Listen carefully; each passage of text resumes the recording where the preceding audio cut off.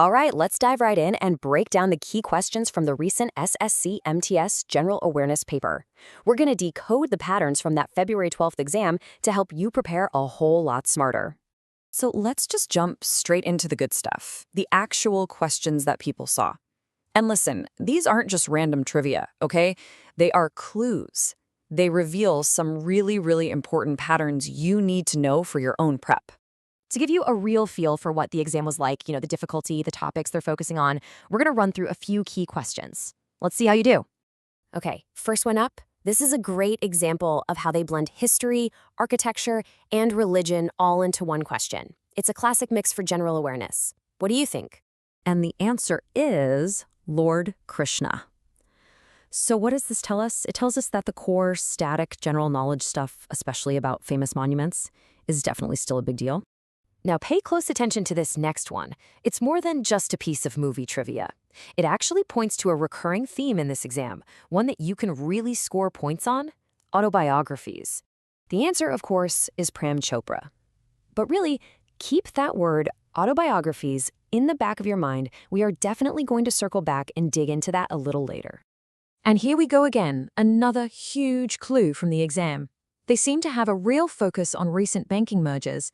This is pure current affairs, and it's something you just have to know. Yep, they were merged into the Union Bank of India. And let me tell you, this isn't some random one-off question. It's a huge signal that this is a must-know topic. And don't worry, we've got a whole slide on it coming right up. Oh, this one was a bit of a curveball. The analysis from this paper showed that a lot of the festival questions this year were totally new, not the same old ones from previous years. And the answer is Arunachal Pradesh. This is the perfect example of why you need to study beyond the usual suspects. It proves that a broader knowledge of India's cultural geography is absolutely key.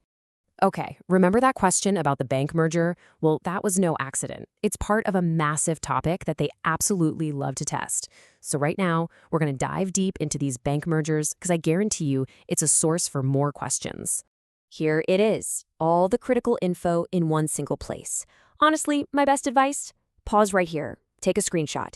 These details get tested all the time, and knowing this one slide could easily be worth a crucial mark for you. Now remember that Prem Chopra question? Well, just like with the bank mergers, the exam is really zeroing in on autobiographies. And you know where the easiest marks are? Sports personalities.